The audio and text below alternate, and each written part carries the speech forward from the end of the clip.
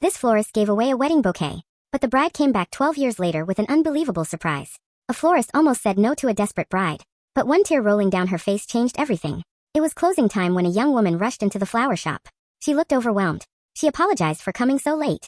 Then she quietly admitted she didn't have enough money for the wedding bouquet she had dreamed of. Her fiancé had just lost his job. Every extra dollar had gone toward paying rent and keeping the lights on. The wedding was the next morning. The florist looked at the beautiful bouquet sitting in the display cooler. It had taken hours to arrange. She knew she'd lose money if she gave it away. For a long moment, she stood there in silence. Then she smiled. She wrapped the bouquet in white ribbon and placed it in the bride's hands. "It's a wedding gift," she said. The bride burst into tears. She promised she'd come back to repay her one day.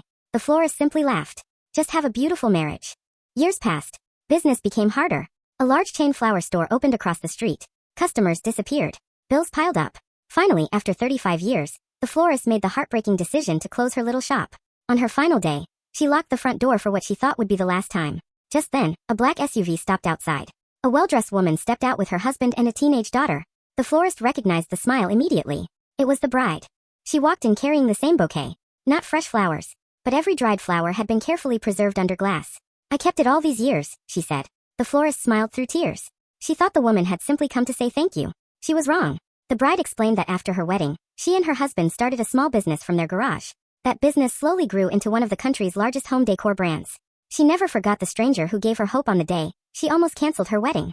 Then she handed the florist a folder. Inside were the ownership papers to a brand new flower shop. Completely paid for. Twice the size of her old one.